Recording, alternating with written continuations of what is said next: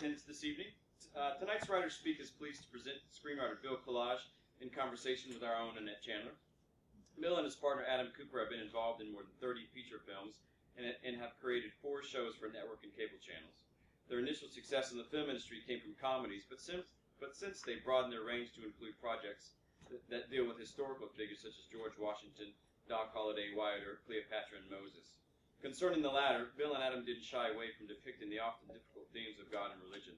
They consulted a rabbi in preparation for the project in order to depict as accurate a picture as possible of the biblical hero.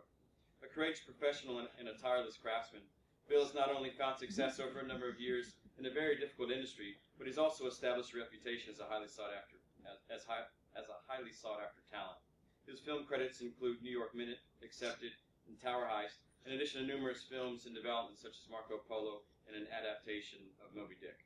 As a resident of Sag Harbor, Bill demonstrates that one can have a successful Hollywood and silver screenwriting career without having to live in Southern California. So without further ado, here's Bill.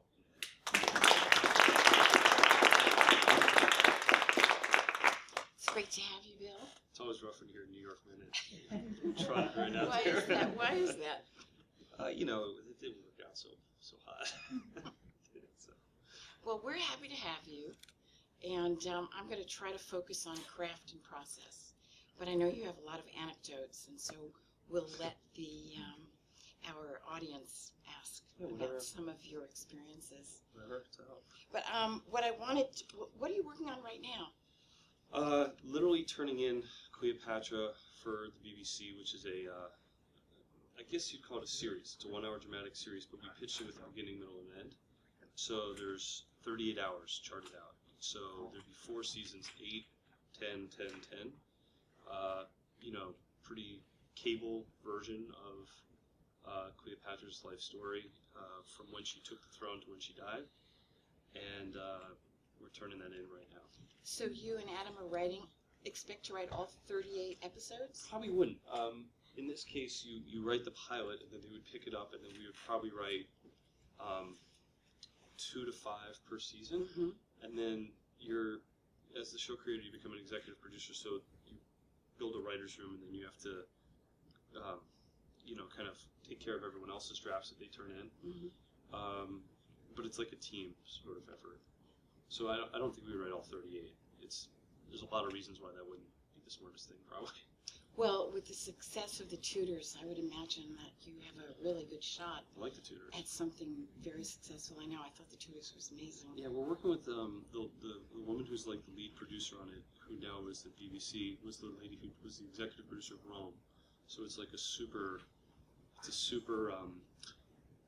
thing when you get to speak to someone who's speaking the same language as you, so you know the tone that you want to play in, or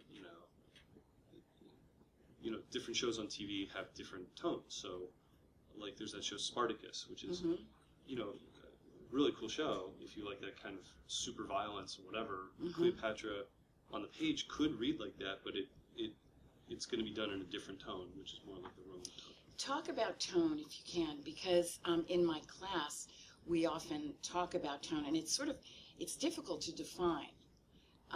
So as a writer, if you can share what that is to you, it might illuminate. Yeah, it's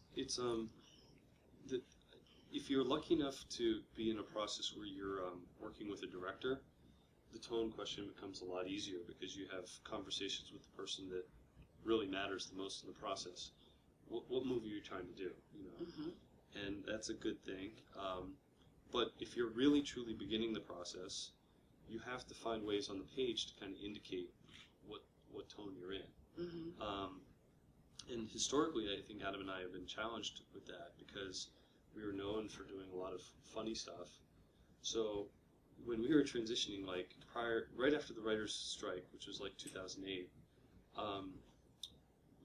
we had done a mixed bag of like what I would call comedy. We'd done some horror stuff. We'd done some movies like that Alexander Payne tone, or dramedy or whatever. But we had never done straight dramas or action dramas, epic dramas.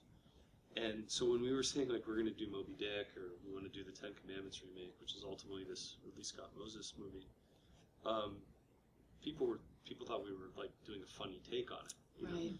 So sometimes in a pitch, if you're known as one thing, it's a challenge to kind of get them to understand, no, I'm really doing something else. So on the page, you have a much better time conveying that, a much easier time conveying what your tone is, I think.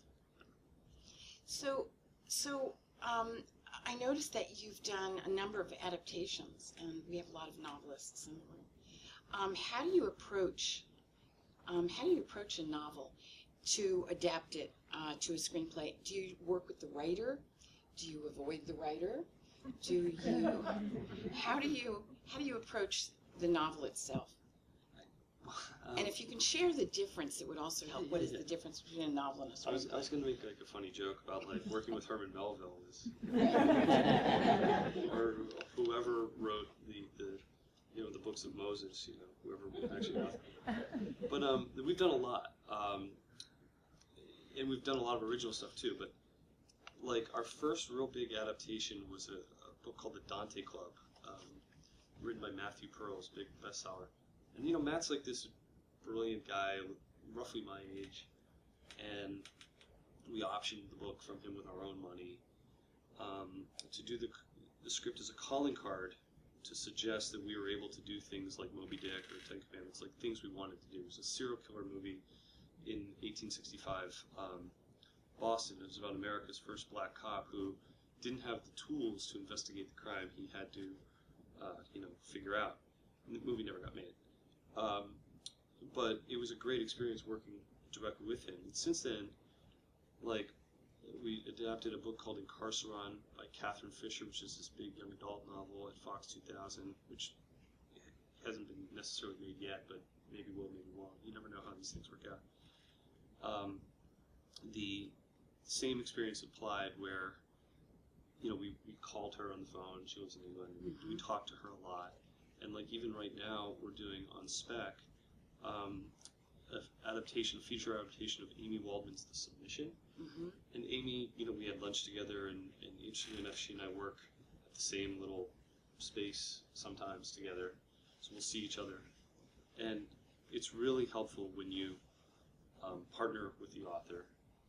And there's a range. Like certain authors really like their vision of things, and certain authors are really psyched about a new avenue of money being created for them through someone like me and Adam taking their book to a different marketplace, or because they get a lot of money. You get a lot of money for that. But how do you approach the work itself? I remember Eleanor Lippman's book. I can't remember the title of it, but it was adapted by Helen Hunt, and she rendered a faithful adaptation of the book, but she couldn't get the movie made. So then she had to actually work with the essence and the intent of the book. And when she did that and sort of dropped a lot of the novel, she finally got it made. So when you look at a novel, what is the first thing you do when you approach it to adapt it?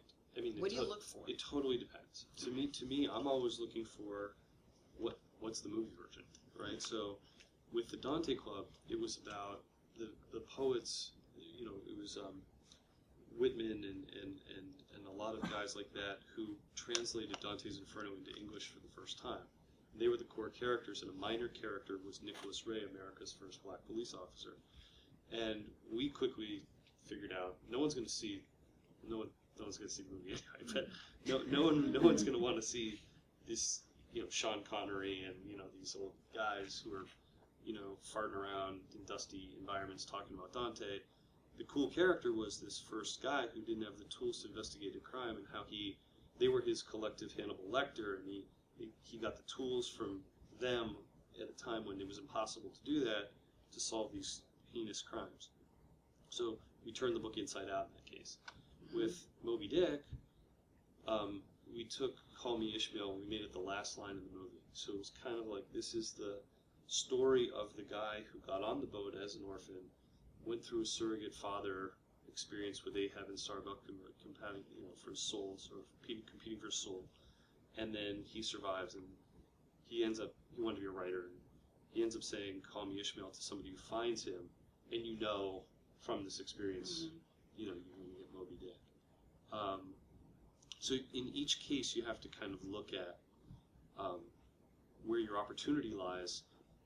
Because people, blabbing, but No, people, this is people, helpful. people, in my opinion, look for a character to get involved in. And in today's movie world, you have to think about who's going to the movies, how big is the budget of this movie, how am I going to drive the most people to this movie, how's this thing even, for me, how's this even get made? And so, like, take Moby Dick.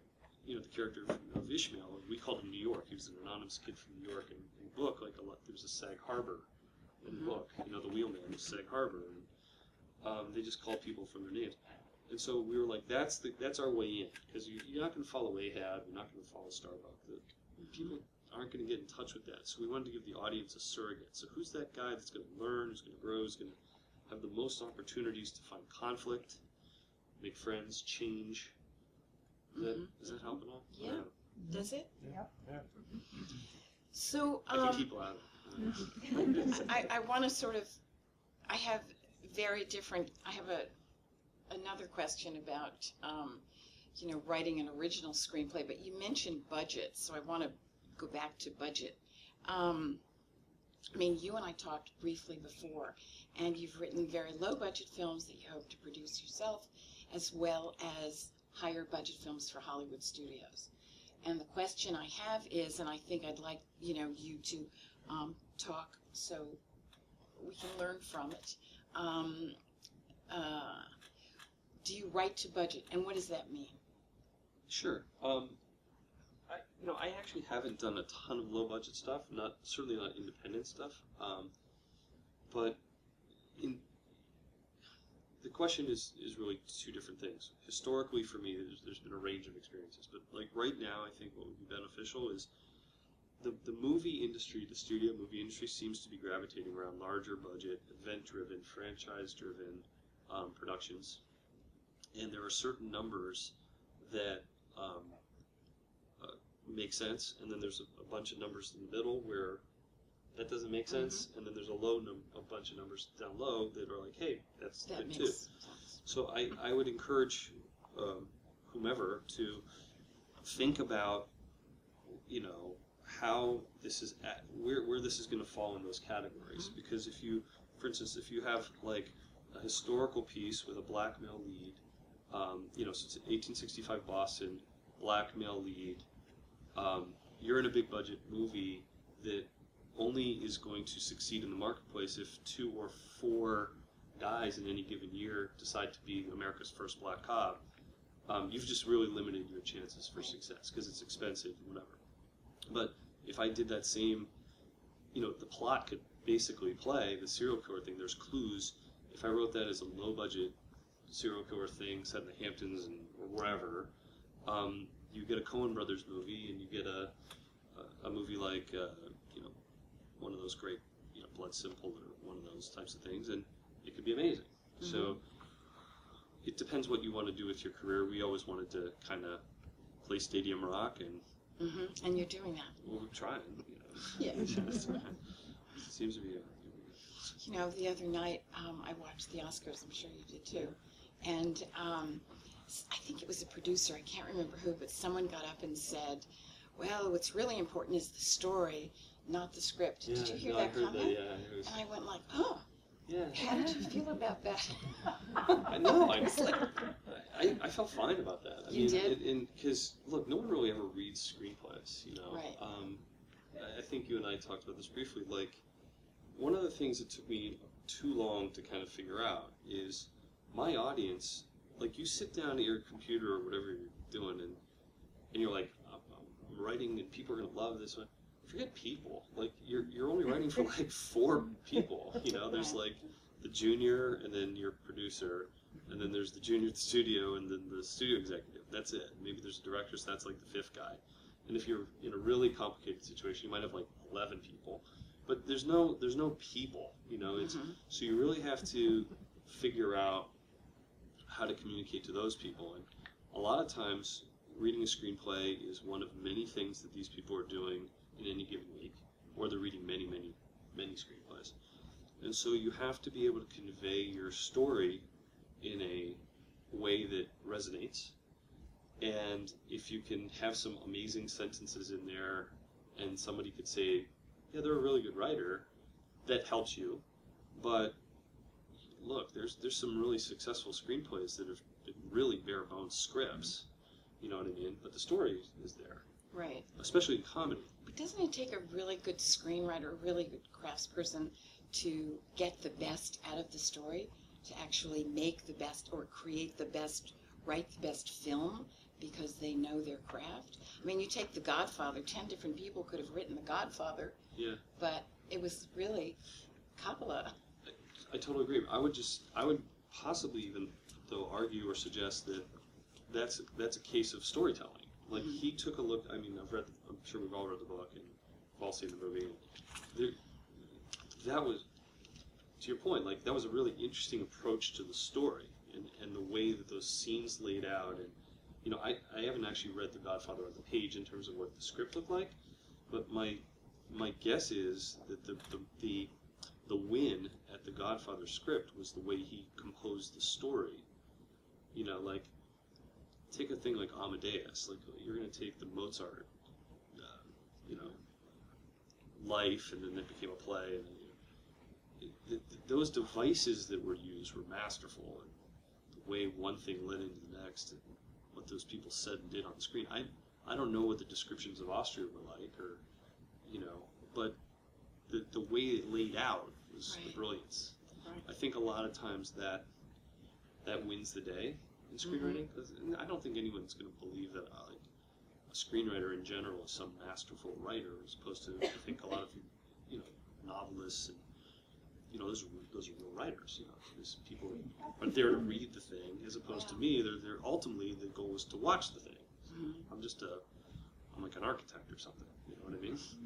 That's be belittling, but it's just my guess. I'm actually in awe of screenwriters because I think it's very, very challenging to take you know, an idea that can take 5 pages of a novel and reduce it to a half a page with the intent and the essence of what the writer tries to is trying to say. It's a tricky thing. I think it's very hard. Yeah. So I really admire it, and I'm in awe of fine screenwriters. It was hard with the thing is though, like, a lot of times it has to do with like, where do you come in and out of the story. A great example is this thing that we're doing with Darren Aronofsky, which is called The General, which is the George Washington thing. So, you know, in like a very early lunch with him, he was like, I mentioned it, he's like, well, how are you going to do the George Washington thing? I love George Washington or something. And I was like, oh, well, it's not like his whole life. It's from the Battle of New York to the fall of Trenton. You know, it only comprises that moment that America almost fell apart, and Washington had to go from being this type of guy to this type of guy. And it's a little bit like those are the moments in your life where the sun kind of comes out and the clouds part, and you're like, oh, that's because then you have a contained idea, and you find moments of what I would call, in general, a little trick of the trade is liminality. Like, in any story, there's the moment where things kind of change, the threshold moment, you know? And if you can kind of get in on your story there, you have a better chance for success with what you're kind of talking about, like knowing when to get in and out, even if it's within a scene. Like, big trap, I think, for a lot of screenwriters is you go into a scene and it's like the guy walks in the door and then he says 10 nice things to you, and then there's kind of the heart of the scene, and then we both want to kind of do something else, so we kind of blab at each other a little bit, and then we leave. You only need the middle part of the scene, because you can cut into the important, cut to the important part, right? You know, and then shape it once you got your first draft done. Right. Although a lot of times in the first draft you have a lot of door walking-ins, and you know what I mean? Well, with novice writers, you do. Oh no, I do that all the time. Do you really? Yeah, because you think that's the scene, and then you realize you have like 6 of those, and you really only can have 1. Just, it's a pacing thing. You learn the feel. Yeah. Like, you don't need people. Just cut right in, and like a movie like Syriana, or Traffic, you know, these movies, they cut right in, and you're just in the middle of George Clooney in a booth talking to his ex-wife about the kid. You know, I don't know why I brought that up, but it happens all the time. It's a good thing to get in the habit of. Just cut to the point. Yeah.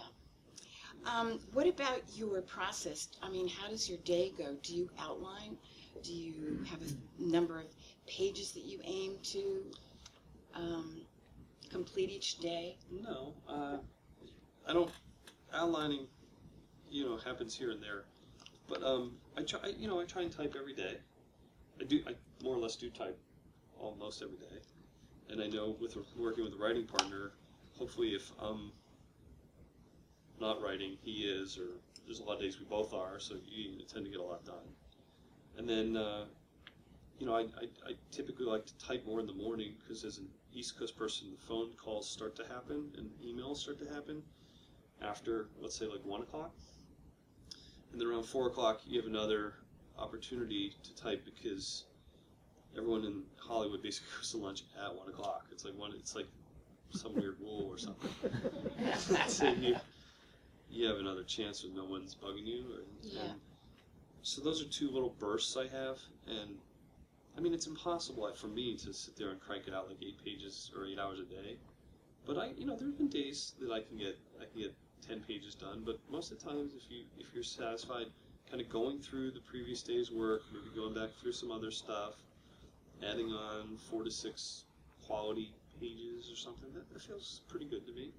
Do you outline if you have an original idea? And Adam, how do you work that? Yeah, original or unoriginal. Kind of a joke. We spend time breaking the story down, but it's not like an outline. It's like we talk it out because the currency, like a lot of times, the treatment, the treatment of the story, just kind of. I don't know when that was, but it was, if I've been doing this professionally since somewhere in the mid-90s, the treatment is something that only came up in one of the many, many projects. It was for Marco Polo. Mm-hmm. Where you had to write where you a actually treatment. paid to write a treatment. Mm-hmm. But for 33 other things, there's no treatment. So it's like, you want to get to a place where you can pitch the story, because that's how, at least Adam and I have always sold our thing. Like, you get in a room, you BS around for 10 minutes, and then you pitch. And then 20 minutes later, that's done. And then you do Q&A for 5-10 minutes, then you're done. So you don't want to have some amazing 10-page document. You want to have a pitch. You want to be able to convey what this movie is and why it's interesting in 20 minutes, 15 or 20 minutes. So there's not a lot of outlining that we do. So then from your pitch, you go right to script. Yeah, I mean, we figure out what the act breaks are. We figure out a scene flow. Not exactly, but like, we use a lot of, like, do you guys know the hero's journey or the writer's journey? We use a lot of that. So it's like, Act 1 is pretty clear to always figure out, real simple. And then once we have a first act, we kind of feel our way through Act 2, and then at that point it should kind of tell you what's got to happen. Mm-hmm. But we don't really outline too much. Here and there. TV, they actually will need you to outline. They need you to. Well, especially if you're thinking of a whole season. Yeah, You've got to see the whole arc. And the pilot too. That was something that was new to us. Especially in network television, you sell a show, and let's say you pitch in, here's my show, it's about whatever, an hour-long drama, and then they say, great, go write the pilot. The first step is you actually have to turn in an outline. And so we turned in one of our crappy little outlines, because we don't really do them. And we got told by, like, our producers, our agent, like, everybody kind of told us, like, no, there's like a real, it's scene by scene. And then they're going to say, no, scene like 14 isn't working. And we fought it for a while. We were like, well, how do we know until we get in there and start writing the script or whatever? And they were just like, different genre here, people. Like, get with our program. How do you deal with a producer if you don't get along with him, or if you disagree with him? What do you do? How do you handle that? You get along with them. and we've been lucky, but we've been really lucky. I think it's probably trickier earlier in your career because you don't know people, but after a while you begin to know a lot of people. You begin to work with people multiple times, which is something that makes a lot of sense if you have good experiences. And then, but it always comes up. And notes, notes is a really hard process, and a lot of times things are in a pretty good place, and you could probably proceed to the next place, but there's all of a sudden this weird round of notes where it's like, I have to service this because that person's going to take it to the next place, but I don't want to break what's working, and they don't even know, but the note that they just gave is going to break stuff, so, so there's no, I've never, and Adam has never, we've never bought into conflict. We do not fight, we do not, we're very collaborative and very, I think, nice people.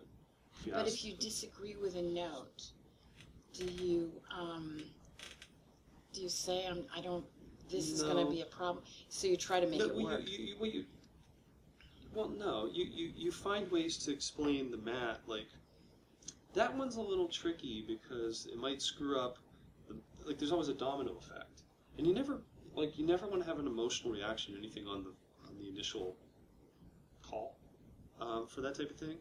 Like, you can go away and digest it and kind of look at it and say, hey, can we jump on the phone again? There's a weird domino effect of that. And then sometimes the other kind of trick is the spirit of the note. So a lot of times there's the note, then there's the note behind the note, which is a lot of times, like, if you go in and you're fixing a multitude of things, because typically it's changing, but like typically you're contracted to a draft and a rewrite. So you turn in your first draft, and then there's this period of notes and then discussion, and then, okay, so here's the rewrite. And that's another round of payment and stuff. You're going to do a multitude of things, so in your gut, the overall effect is going to kind of solve that one thing that they had a problem with over here. Mm-hmm. Like, let's say the character's passive, but they're active so many other places now because you're fixing it. Mm-hmm. That one thing where this person needed to be more active never really changed, but the overall effect is the character's more active because of all those other notes. That make sense? Yeah, of course. It's kind of vague. So, what was the most fun you've had writing? Which project? Actually, typing the project, the George Washington movie for Darren.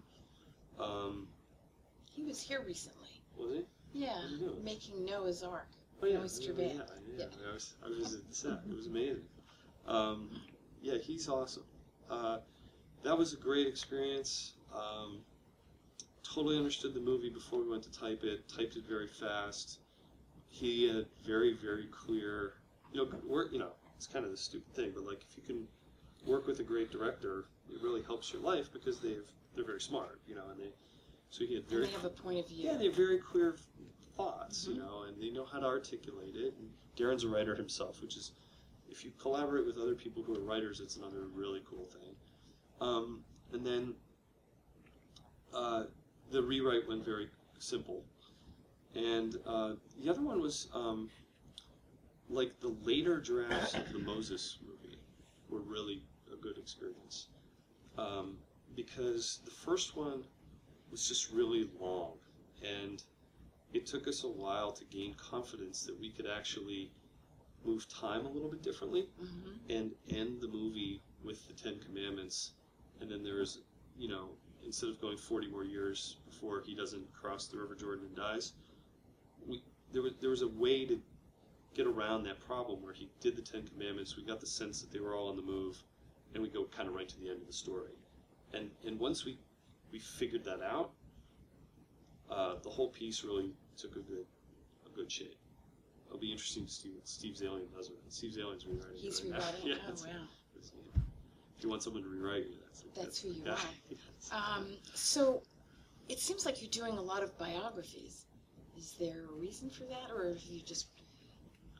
Yeah, I mean... You must be very good at it. Yeah, we do, and then a lot of times we don't. We tend to gravitate towards story, lately, let's say the last 5 years, stories where you hear the name of it and you nod your head. Like Marco Polo, everybody kind of goes, but you don't really know what happened to Marco Polo. You know what I mean? Like, you know, George Washington crossing the Delaware, everybody's got that picture.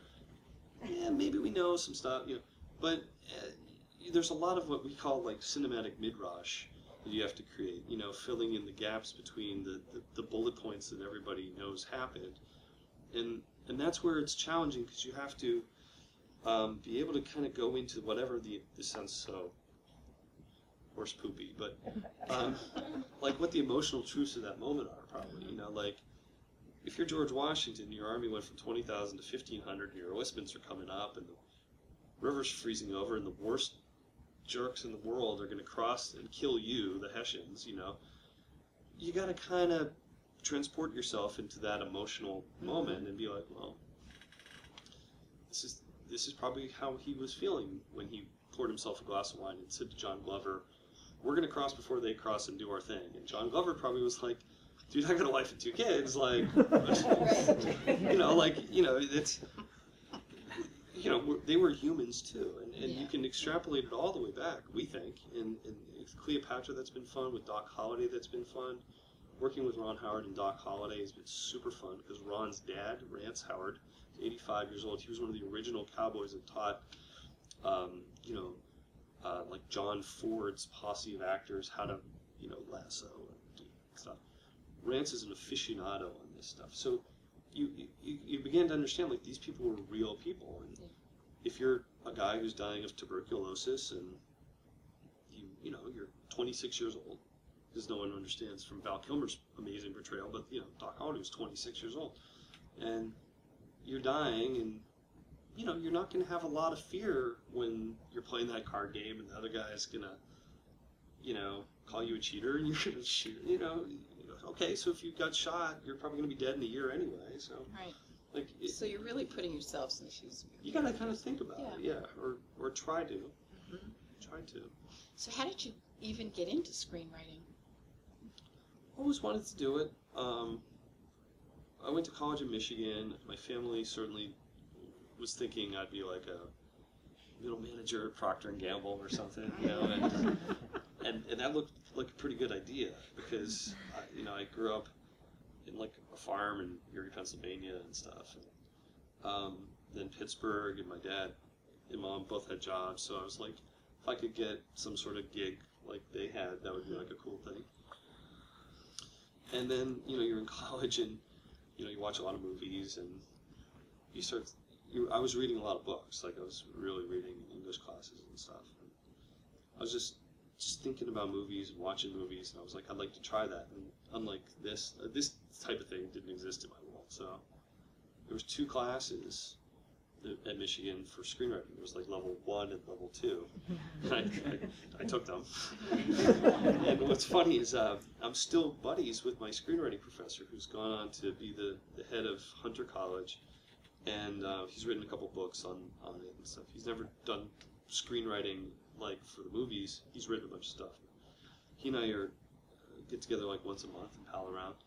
But he kind of was a teacher that got me excited, and he was cool, and like there was a formula, you know. There was like, it's got to be this font, and there's a reason that like the page looks like that, and I was interested in that. And then my work was really bad, and I kept working on it, and it took years until. When you say your work was bad, are you talking about story? Are you talking about formatting? Are you talking about... I got the formatting right, thank God. Yeah. No, but Well, formatting can be challenging now. Yeah. To new writers. It's to me, it's a lot easier now, I think, because the web, like, you can read scripts. Right. But back then, like, until I moved to New York in '92, and there was like these guys on the street, you know, that sell the scripts for $15, and I didn't have any money, so I was buy like 1 or 2. And then you'd always buy the wrong ones. Like, you'd buy Nick Pileggi doing Goodfellas, and of course he's like just doing his own thing on the page. And, right. You know, it has nothing to do with the real rules. Right. But then you know, you'd buy some other ones, like the Schindler's List one. I remember being really special. And you learn. I just learn from reading other people's stuff. Yeah. And I think that's really the best way to learn. Yeah. Yeah. You know, do it. No disrespect to like all of you like that are paid to be in a college, much, but like that was the whole point of the movie Accepted, which I wrote, which is learning can happen anywhere. It's like, you know, we were hanging that day and that wherever, and you know, we had this great conversation, and in 2 seconds you can learn some stuff from each other. I mean, the story you're working on was really cool, and I was like, that's a cool idea. I was saying some stuff, and you know, the web is crazy for learning. Yeah. You know, I mean, but back in 1988, there were, you know, two classes at the University of Michigan, and those are the 2 I took. And then how did you meet Adam, your writing partner? He was there, and then we both got basic poopy jobs. I was working at Fox Television in like the publicity department in New York, doing bad. I was writing speeches for Duracell battery executives. It was horrible. And then Adam was Scott Rudin's assistant, and Scott Rudin is super famous for actually killing his assistants and doing crazy stuff. That was a challenge. There's all these stories about him. I don't know if they're even true, but Adam and Scott got along really well, and so whatever. So Adam moved out to Los Angeles, and I stayed in New York, and Ron Howard was shooting Ransom, and he needed to shoot it at a news studio at Fox 5, they asked, and I was the guy who got to make that decision. And so I read the script, and so one of Ron's producing partners, who still works with him. Who wrote that script? I forget. It was written by a few different people, but Richard Price wrote the draft that was like the draft. And so I read it, and the news scenes weren't really done right. It just was kind of weird. And so I mentioned that, and Louisa Vellis, who's one of Ron's people, said, you know, well, Ron will want someone to like authenticate stuff. And I said, well, I'll be happy to come in and do that. And it was my 26th birthday. It was 1995, November 10th, 1995, and I walk in, and there's this production office, and, you know, there's Ron Howard, you know, and at the time, he was as famous as he is now. He's just one of those guys who you know, you can't believe this is where your point of entry is, you know. This is Opie. Well, yeah, he's the guy that was doing Apollo 13. You know, that's what I looked at. Like, he did Apollo 13. I'm like, holy mackerel, was that good? So I pitched him a couple ideas. He said, great, would you go do that? And I said, great. And it was a Friday, and I turned it in on Monday. And you pitched him a few ideas about these scene scenes in the newsroom. I don't know if anyone's seen Ransom, it's been so long, but there were these scenes, you know, this is your $4 million, and he kind of goes on the news, and there's newscasters talking in different scenes and stuff. And I said, maybe there's a scene where, you know, he's holding a big check. You know, there's these stupid little ideas. You know, none of this is brain surgery. So, like, there's these little moments. And he was like, well, do you think you can go write that kind of B-roll stuff, little tiny extra stuff? And I said, great. And it was a Friday, and I turned it in on Monday. And I remember getting a call from this woman, Louisa, who said, you had like 2 more weeks here, dude. Like, I don't know. Like, I stayed up all weekend, right, writing like 1 page. And that was, and when the movie came out, he gave me a special thanks. And Imagine's hired us multiple times, and they gave us an office there for a while, and we're doing Doc Holliday with him. And Ron literally just last night called and wanted some thoughts on a script that he's got for his next movie, and we might hopefully get that job. So, you know, it's weird how the world works. It's great. I don't know. So, I have one more question, and then we'll open it up, and that is, Brian asked me to make sure that I asked you about Ocean's 11. That's a funny story. So it was my first pitch. So after Ransom, I team up. I call Adam. I say, I just did this little thing. I just got paid. Let's really write something and try and leverage that. We got an agent, got a lawyer, and they said, there's Jerry Weintraub who's going to do a remake of Ocean's 11. This is let's just call it 97. Would you guys want to do that? So, you know, you watch Ocean's 11. And, you know, it's impossibly antiquated, right? So we come up with this whole big idea, and we go into Weintraub. And, you know, it's your first time on the lot, and there's Warner Brothers, there's the thing, you know, the water tower, and you know, the bungalow. It was all in Argo. I mean, that's literally the building we were in. So you sit down, and we had a poster board, which is like so stupid, right? So, and we pitch, and we pitch, and we pitch, and we pitch, and our pitch was an hour. like 60 minutes, and like literally like we're ignoring like yawning. like dude's yawning and we're just below. Oh, he's tired. Like we're just gonna keep going. And you know, showing characters. And the best part of the story is we get to the end and we're like, our thing was like there's 13 guys, or there was 12 guys, but the lead character was no longer Danny Ocean. It was Harry Baker. So we changed the name of Danny Ocean to Harry Baker. And there's 12 guys, not 11 guys. And we get to the end and we're like, and the whole thing is called Baker's Dozen. Like in the history of pitches, it was probably at the very bottom. Like, our agent and everybody called us and screamed. They're like, "Dude, you were pitching Ocean's 11, like Baker's Dozen. Like, how wrong can you be?" And interestingly enough, the guy who wrote it, the epilogue of the story is. So Ted Griffin did this genius job, and I don't know if everyone, it's one of those movies everyone can kind of agree upon, like, yeah, that was pretty good, you know. And he ended up rewriting us on Tower Heist and really got the movie made because of the work he did rewriting us on that movie, and it was fun. Subsequently, Adam has become friendly with him in Los Angeles. My wife actually knew Ted, so it was a nice epilogue to that, but man, was that a horrible first pitch experience. You know, it's so amazing because the getting rewritten is just a common everyday occurrence, and you have to find a way to just sort of let go and move on and get to the next. It's part of the thing. It's all part of it, and I think then you do it to other people too. Yeah, exactly, and I think it's hard sometimes for novelists or poets, you know, to understand that, but it's all part of the process. In this game, it is. Yeah. It's a deal. And it's hard sometimes to let go of an original piece of work and have it move on, but that's the way it goes. That's there's just no what other you way get around paid it. for. I mean, you could do like an auteur thing where you're, you know, one of these guys who writes and directs, and you just have, this is my thing. But even then, you know, somebody's going to give you the cash, and there's budgetary constraints, and you know, there's a car chase, and they're like, we can't afford the car chase. You got to go find something more clever. Like, there's always going to be a change. Yeah. You know, or an actress doesn't. We have experiences. We were on set, and something about white wall tires. I remember I had this experience, and a particular young actress didn't know what white wall tires are.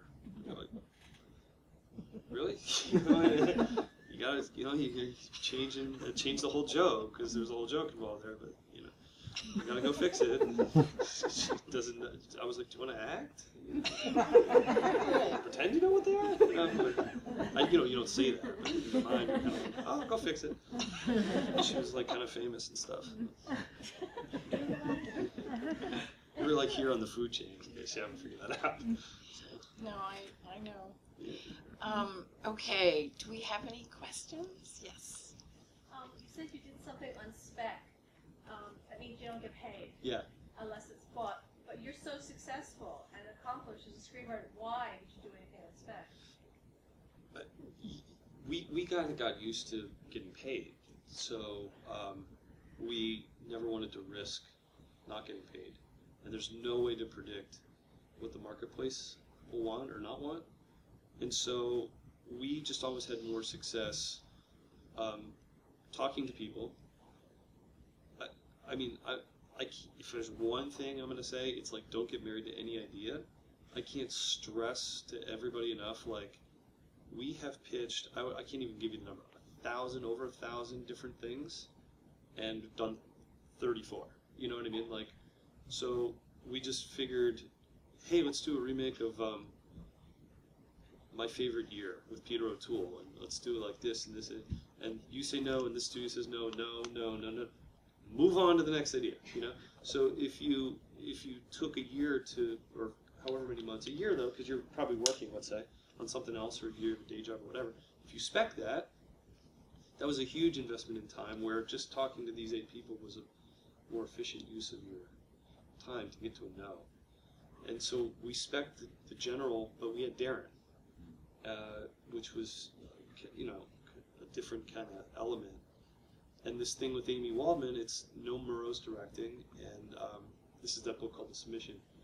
No Moreau's directing. He's got the 300 sequel that's coming out, and this is a very contained budget thing. It's a big producer who I happen to love, and we've worked with him before, and it just seemed like a good use of our time.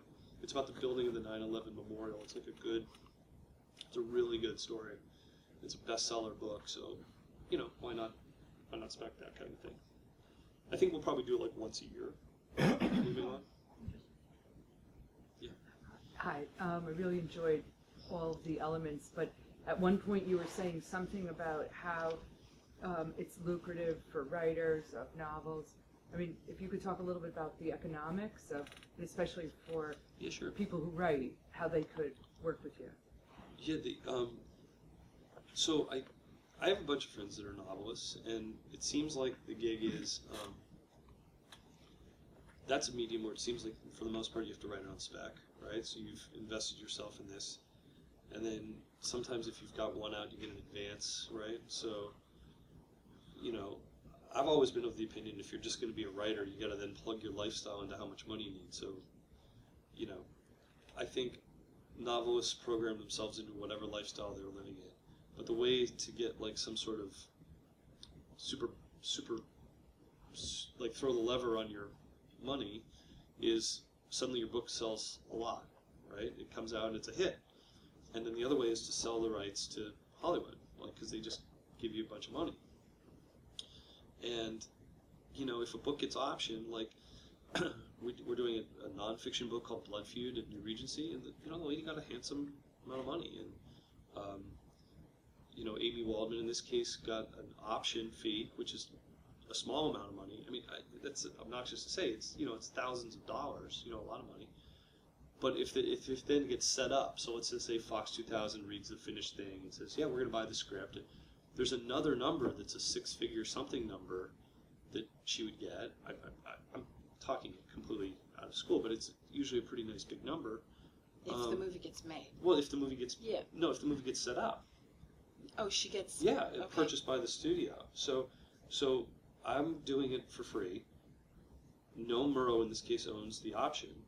And then there would be, for some amount of money, and then if, let's just say, Fox Searchlight says, we're going to buy Bill and Adam's script, they have to give Amy a larger amount of money also. Right. I thought it was a set up fee and then a fee if it goes into production. I would imagine there's, well. I'd imagine there's one there too. So it's a way to get some real good money. I mean, I would never let the tail wag the dog with, like, write your novel to make it like a movie kind of thing, but I think there's a lot of writers who do that. Like, you go to any bookstore, it's like that whole first rack is like, man, that seems like a movie, you know? Yeah. And they all seem like movies, a lot of them. Yeah. You know? I think that's been a trend for the last And they're marketed like movies. 5 to 8. Kinda, Yeah, you know? I think it's really a trend. Is that I think a lot of agents give their screenwriters advice: write a novel, and then you'll get to write the screenplay. yeah, well, maybe that's the case, maybe too. Does that help? Yeah. I don't know. Do you want to call them people, or should I call them? Matthew? What do you think the impact of the writer's strike has been on the industry and on, like, the writer's life? My experience is it flushed out a ton of development and really created, and TV changed simultaneously. So the Writers Guild strike and TV suddenly became like this large area of good. There's just a lot of good going on. And so I think the movies marketplace has become more focused. They develop far less, they make less, and as such, it rallies around certain gravity points like Iron Man. You know what I mean? And that's not, to me, that's not bad. Like, that's super cool. Or event movies like Moses or The General or, you know, Lincoln, you know, whatever. And so that was one major thing. And for the writer's life, I think a lot of writers, I think that's one of the, this is just a stupid theory, I have no way of proving this, but I think that's why a lot of writers move to TV, because there's less development in movies and there's a lot more development in TV. Price points are lower, but if you get a show in the air, you can quickly recoup your fee and make more. And I don't think it's a coincidence that in the last 5 years, TV suddenly has gotten super good. So, does that answer your question? Yeah, well. Did you have a question? Yes. You mentioned before about when writing, getting into the scene as late as possible, or I'm not sure how you worded it. Yeah. But I see that when I watch a movie, but when I'm writing or I'm reading other people's scripts, especially if they're young writers, as I am sort of, it sometimes it seems really confusing. Like there's just not enough there. Now maybe because I came from mostly a fiction background, and I'm used to giving a lot more description. But it feels like there's not enough there, and no one's really going to understand it, and there's just no chance for the script to work unless I give more. Is it based on field over and over again, just writing and scenes until you understand how to get into them? You know, it's something, and look, it's something like we struggle with too. Like I actually literally just had this conversation today with Adam about, we were talking about the movies Syriana and Traffic, actually. Because in the submission, the director really wants to just kind of drop you into the world. Don't explain who the characters are. Don't have them front load exposition about themselves. Because over the course of the movie, we're going to get it, you know? And the word that Adam and I keep using is trust, you know? And so you have to kind of trust that the reader's going to stay with it and get it. And it's something we're struggling with too, because in the studio model, which is what we are mostly have been working, primarily what we've been working in our whole careers, you know, the battle cry, especially in comedies, is front load the information, front load exposition, explain, and in the middle of the act two, restate the stakes. Let's restate them again real quick before we hit in the third, so it's hard because I'm sitting here telling you that, and then you'll bump into some executive, and that's going to be their note, which is like, lay more track, you know? And so I think it's just a constant way that you're going to have to feel it out, I think. But I will say that you should get, after your first draft, a sense of pacing. And, you know, let's say it's 116 pages, your first draft, or 120. Get it down to 104, you're going to have to start making choices. And all that stuff where people are coming in and out of doors. And, like, don't write business about that they're doing. Let the actors figure all that out. Like, unless it's absolutely imperative, just let them figure out their business in the scene. You know, just chop down the scene to what it needs to be. Does that help at all? It does, but I'm just afraid no one will actually get through it if they're not understanding what's going on in the first place. Well, just from my experience, there's always been the reader's draft and then the director's draft. And I know as a former agent, as a producer, that sometimes you have to write the first draft so that everyone knows the story, everyone can picture the actor, everyone can figure out who will be the best director for this piece. Yeah. And then once it's sold, then the draft that you write after that, or the rewrite, is completely different. Yeah, for sure. Yeah, so, you know, and with first draft, I often tell my writers to overwrite just to get it down, and then to learn and discover in the process how to sculpt it. I think that's totally right. Yeah. I mean, look at and then by the way, like once the movie gets shot, like that first assembly of the movie is like this long thing, and there's all these breath in between cuts, you know, where you cut the, you know, he and I are talking and you cut, and it's like you pause for a minute before you say the thing, like that all just gets. There's just this ongoing compression process that happens. So if you get to see a movie from like first draft to final cut, it's pretty wild how especially in comedy. Like I don't know if anyone's writing comedy, but like cut to the joke, cut to the, you know what I mean? Like it's really interesting too how I've found that a lot of editors are really fine writers because they know they really know how to do that. Yeah. They know how to juxtapose scenes, how to get in, how to get out, how to really make a script powerful just and by make how actors look like super actors. Cut. Yeah. Exactly. Editors can do the whole game. Exactly. So, Brian? You're working with a lot of historical figures. How do you interject like fiction into that, or how much liberty do you take on a character like George Washington, or to make it a story? Yeah, totally. Good question. It totally changes. Like in Moses, you're dealing with the Bible, and I'm not Jewish. I'm Greek Orthodox, but I'm seriously religious and I care a lot. And Adam is Jewish, and there's the stuff that's there, and then there's the midrash that exists, and then we were encouraged through Rabbi Morris and Cy Garber and other people, we really got to talk to some great people like Bruce Feiler and like really great, well-known writers and stuff. That you're kind of encouraged to introduce what they call cinematic midrash. This idea of we don't know what happened between him saying that line of dialogue and this next thing, but clearly a lot of time passed. Like when suddenly Moses wanders through the desert for 40 years, it's like maybe something happened. And what was that happened? He met Zipporah at some point. Like how's that play out? Like they clearly fell in love and got married. Like what'd that look like? And so the trickiest thing and by the way, and then with George Washington, you have a lot more source material because, like, there's a book that's like that thick that's simply called Washington's Crossing, which is like the story that we're trying to tell.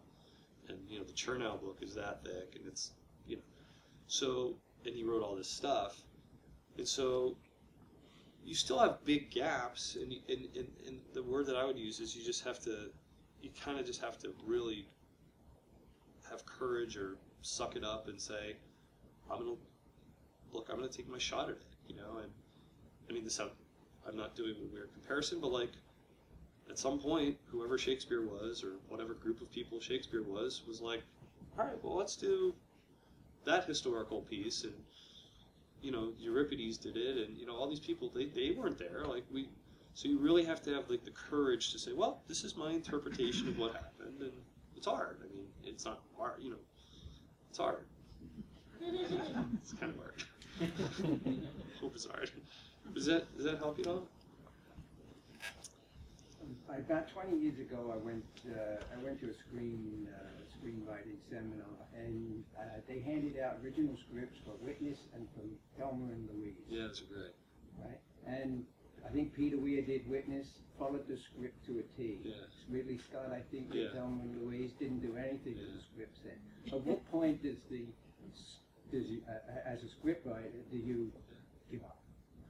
Way early. I mean, I'm not even remotely cavalier about that. Like, you do, or at least I do what I do to advance the process, and a lot of times, like, that means you move on to another project and somebody comes in to rewrite you, and that actually means that they're excited about the project. And that can, like, we wrote Get Smart in 2000. It came out in 2008 or something. There were 14. Like when the Writers Guild sends you, because you can arbitrate and say, oh, we wrote it, or and they give you a list of everybody that wrote. Literally half of Hollywood wrote on it. So and we've done, I don't know, 19 other things. I think that was like our 4th or 5th movie ever. And then in 2008, that it came out. And so, I just, you're part of a long, I view it as you're part of a long continuum. And, if I really wanted to see something where the words are precious and I had a vision, I would write a novel. But I don't know how to do that really, I just feel I have to say that I represented Earl and Pamela Wallace and Bill Kelly, who wrote Witness. I sold Witness. And Peter Weir, the changes that were made they stayed with that piece the whole time. They made minimal changes, and they were at the direction of Harrison Ford, who was attached before Peter Weir. There are cases like working with Darren, like we haven't been fired. It would be weird sort of if we are fired.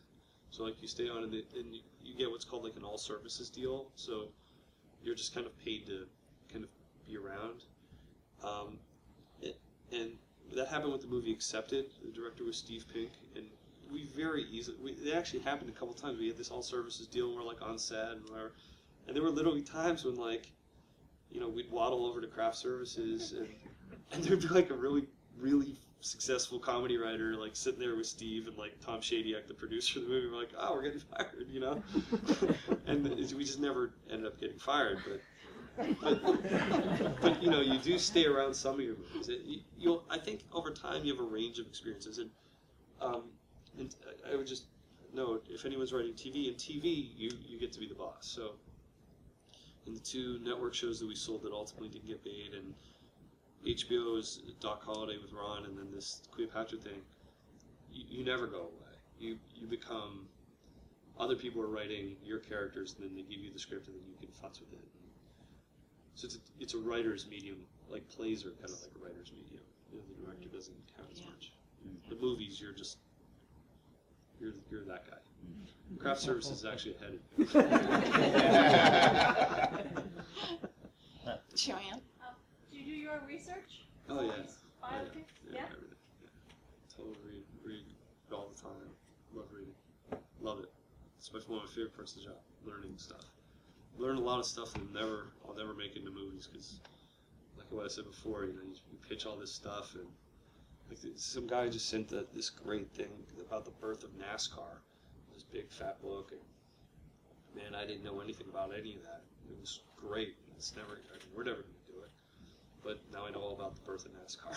You know what I mean? I enjoy that. It makes me super boring at cocktail parties, though. I doubt that. Matthew? It sounds like you have to balance having like a lot of focus on the project at hand, and then the ability to move on to something different very quickly. Do you work on projects simultaneously? Oh yeah, Okay. you got to. Like it's constant juggling. Writing partners, big help for that, obviously. And you know, the thing that gives me ulcers is, you know, you gotta get paid, and it doesn't matter if you're successful or, you know, whatever lifestyle you're plugged into. There's bills, and so you're writing, but then you gotta have your eye on like, when am I gonna run out of money? Because it'll come, you know, and it approaches quickly. And your earlier question, I think, was about the timing of the strike. Right? So one of the things that also is part of that question is like everything just moves slower now. Like you pitch, and it's cool. Now let's go talk to the head of the studio. But that's like 3 weeks down the line, and he's like, we love it, which not like we love it or yes doesn't even mean yes. Like when the business affair guys calls your lawyer, you're at yes, you know. So you can have like a yes, and weeks can go by, but they're dealing with like a production crisis on that movie that's falling apart, and then 2 weeks later they circle back to your thing, you know. So you kind of have to really be planning ahead, is my point, and have your pipeline going.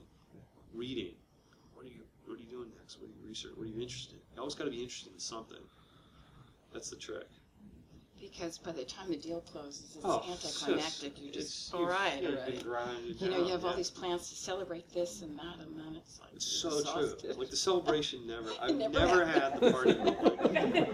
Like the Tower Heist premiere was kind of fun. Like the premieres are kind of fun, but like you're kind of like, You're well, then you exhausted. blew the whole day. And, Yeah. I'm gonna turn something in on Thursday. You know. Yeah. It's that kind of thing. Anyone else? I can't, I'm sorry. Oh, Andrew. Hi. Yeah. Could you just talk a little bit about the way you divide with your writing partner, how you set that up, and how you've been able to do that for so long with the same person? Yeah. Device. Totally helpful that he lives 3,000 miles away. So, and in a spectacular town to have a writing partner live, because Adam is a really personable guy who knows a lot of people and can remember people, and I'm much more forgetful and less able to just kind of be at ease with people. And then, so he's constantly in a circle of conversation in meetings, general meetings, both formal and informal. And then when it comes to typing, we'll talk out the story immensely, and then divide. And typically, kind of to your point, like we'll have more than one thing going on, because it'd be almost silly not to. Like even if we only have one paying job, then maybe the other person is reading some books, or you know somebody sends you hey, let's remake The Crow or whatever, you know, so you got to read the Crow script, watch the old movie, you know. So there's a constant several phone calls a day on any given day. And then the way we figured that out for us, you know, everyone's got their own right answer, but for us, what we figured out is just like, this is going to get rewritten so many times just by us through the notes process that let's just not be precious about who wrote what. So let's say you and I are doing it, I'll fire you an act, or I'll fire you even a bunch of scenes, and then maybe you'll have one, and then I'll be doing another thing. But then on another project, you'll have a bunch of scenes, and I'll have like one, you know. And then in the trading process, it all just becomes one voice. So I wouldn't say I have a voice and Adam has a voice. Very rarely, couple cases where people who know us really well say, "Oh, Adam, that's totally Adam's funny thing," or whatever. But at the end of the day, it's just one. We're an entity. We're not individual guys, you know. I think. And we've been doing it. We met like 1989, and so we failed for a lot of years. We've been frustrated. We've enjoyed some success. It's we both kind of have. Like, we don't have different financial needs. Like he's not super rich and I'm like poor, you know. So like, there's no work ethic weird thing. Like I guess it's like America. You know, you want to have the same values. Like, hey, we both have to get up and do stuff because we have kids and financial obligations and aspirations. It's a really good match. Brian, did you have another question? Yeah. If you don't have a writing partner that lives in LA, we talked about this a little bit before, but. You know, how doable is it to live outside of Southern I California? think it's be harder. I mean, it's a great city to live in for this work, I think. And then I think there would probably be a bunch of people that would say that it's hard because it's competitive and you do see other, like, I never see other screenwriters, you know, like, and when I do, it's fun and social. It's not competitive. Like, I think, you know, Adam is very able to rise above a lot of the petty stuff that just kind of happens by proximity. When you bump into people that got the job that you wanted, or man, I had that idea and now that person's doing our idea and that's super weird, but like we're not gonna make a fuss about it because like the pool is this big out there. You know what I mean? Like, so there's a lot of advantages, and I think there's a lot of people that get really angry really fast by Los Angeles. I mean, you know, it's a pretty funny. Los Angeles is like a whole joke unto itself kind of thing, and I think there's probably a reason for that. I personally love it, but it would be a lot easier to be a screenwriter, I think, living in Los Angeles. Yeah. I think, you know. I mean, Sag Harbor's like, it's like me and Dr. Browning at the American Hotel, like, having a martini. You know, it's not. Plus, if you're in the business, you're young and in the business, it's a fantastic place to be. Yeah. Although I don't know what it's like lately, but it was. We're Los Angeles, right? Yeah.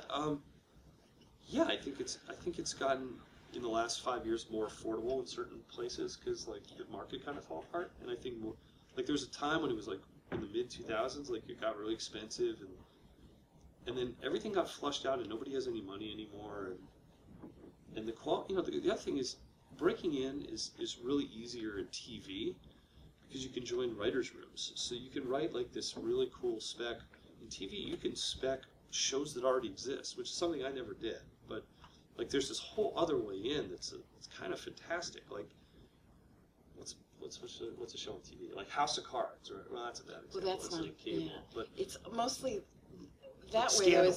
Though, isn't it? Yeah, that's true. There's Scandal. whatever, like one of those. Yeah, like a pick some network. show you It's like. usually a network drama or Yeah. a network half-hour comedy. But And then go write it as like a calling card, and then you do that for like, let's say 2 things, and you do an original, and then some guy who's got a Cleopatra room to put together is like, oh, I really like that dude's work, like he's got some cool samples there, and you're super cheap, but then you get kind of this cool job, and you get this union that really takes good care of you, and suddenly your wife and kids are paid, their health care is paid for, and you know, it's. And then they start taking 1.5% of your money, no matter how much money you take, and it gets weirder. But early on, it's like a great deal. It really is.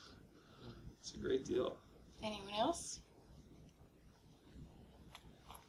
If you think of anything, just contact me. I'm around. Email or whatever. Well, I hope it was fun. You It was wanted fun. it to be fun. It was fun. Thank you, Bill. Thanks so much.